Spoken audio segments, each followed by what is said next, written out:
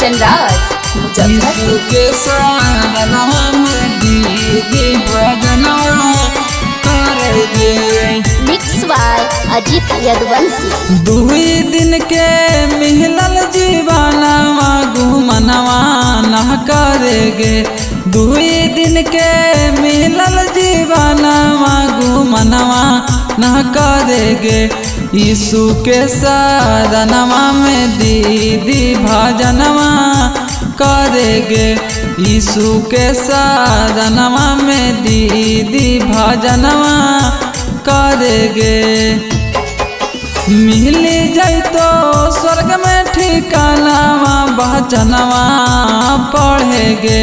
मिल जैतो स्वर्ग में ठिकानावा भजनवा पढ़ेगे।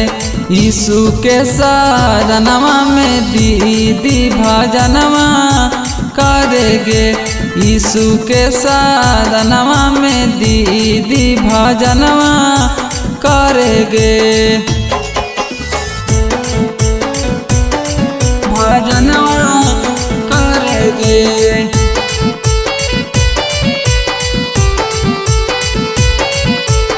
यीशु के साधनवा में दीदी भजनवा करेगे। धनवा दौलतिया दीदी जाई नाही सांग गे। पुनावा कमाल है दीदी करी के कदम गे। करी के कदम गे। अगे धनवा दौलतिया दीदी जाई नाही सांग गे। पुनावा कमाल है दीदी करी के कदम गे।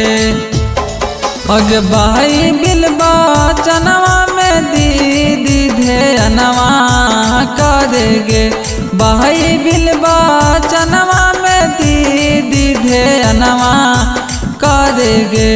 यीशु के साधनवा में दीदी भजनवा करेगे। यीशु के साधनवा में दीदी भजनवा करेगे। भजनवा करेगे।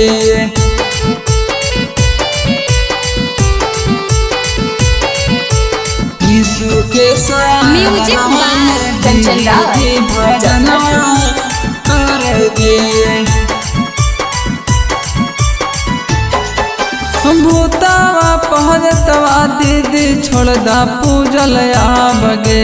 यीशु राजा के पूजा करी उपकार गे। करी उपकार गे। अगे भूतावा पहरतवा दीदी छोड़ दा पूजल आबगे। यीशु राजा के पूजा करी हो तो उपकार गे।